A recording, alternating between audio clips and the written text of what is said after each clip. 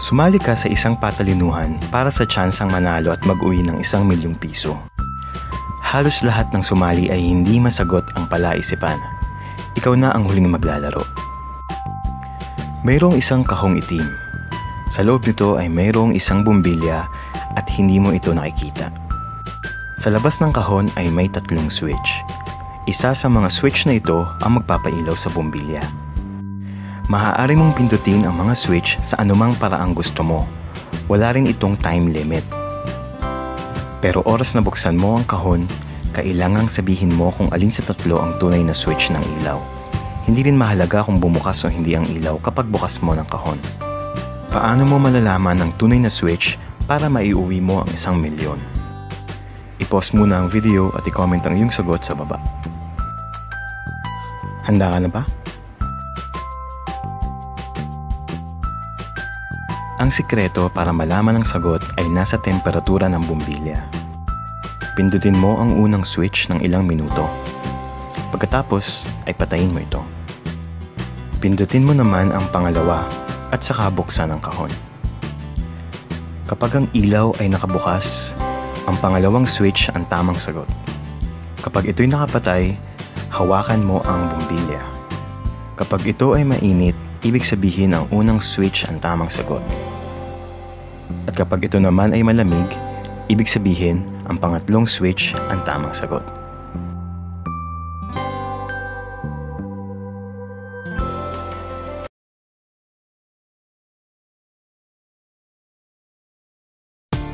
Nag-check-in si Liza Soberano sa isang 5-star hotel at nagpapahinga nang biglang may kumatok sa pinto. Sa pag-aakalang ito na ang kanyang asawang si Enrique, agad niyang binuksan ang pinto. Ngunit hindi ang asawa ang tumambad sa kanya, kundi isang lalaki. Ang sabi ng lalaki, "Pasensya ka na, akala ko kasi kwarto ko ito." Sabay alis. Agad na tumawag si Liza sa security upang i-report ang insidente. Anong nagtulak kay Liza para magduda ng ganito? I-pause muna ang video at i-comment ang iyong sagot sa baba. Handa ka na ba?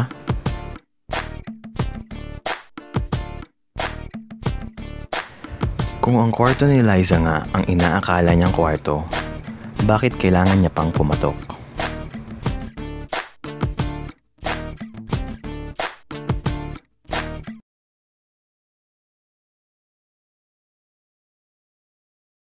Dahil sa adiksyon sa droga, pinatay ni Daniel ang kanyang asawang si Kath upang makakuha ng insurance money. Iniwan niya ang katawan nito sa isang malayong talahiban at siniguro na walang bakas ng ebidensyang makapagtuturo sa kanya. Ito marahil ay isang perfect crime na maituturing. Nang matagpuan ang bangkay ni Kath pagkalipas ng ilang araw, agad na kinontak ng mga pulis si Daniel at sinabing, "Mister, natagpuan po ang bangkay ng inyong nawawalang asawa. Mangyari lamang po na pumunta kayo agad dito." At saka binaba ang telepono. Madaling nagtungo si Daniel sa talahiban at laking gulat nang bigla siyang arestuhin ng mga pulis. Papaanong nalaman ng mga pulis na siya ang pumatay sa kanyang asawa? I-pause muna ang video at i-comment ang iyong sagot sa baba. Handa ka na ba?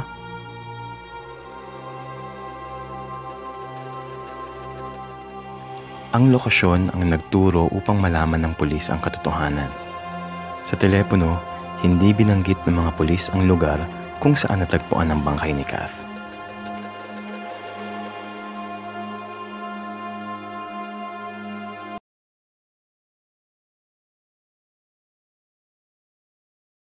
Ngayon ang iyong kaarawan at pumunta ang 8 sa pinakamatalik mong kaibigan para makisaya.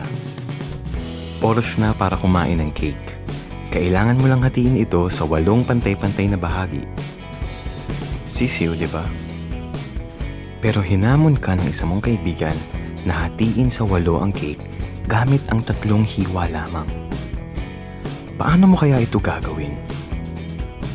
I-pause muna ang video at i-comment ang iyong sagot sa baba. Handa ka na ba?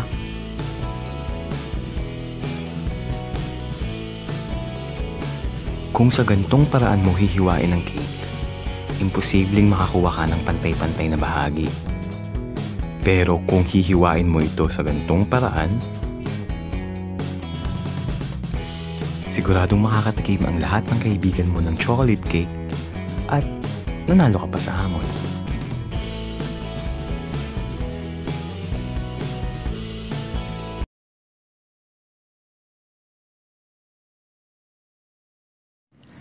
Mayroong isang lalaki na pabalik-balik sa dalawang magkaibang bansa, sakay ng bisikleta at dala ang isang maliit na sako. May isang impormante na nagsabi na ang lalaking ito ay isang smuggler. Kaya't agad na hinarang ng opisyales ng customs ang lalaki para inspeksyonin ang kanyang dalang sako. Ngunit ang tanging laman ng sakong ito ay mga buhangin at wala nang iba. Kung hindi nagsisinungaling ang impormante, ano kaya ang ini-smuggle niya? I-pause mo na ang video at i-comment ang iyong sagot sa baba. Handa ka na ba?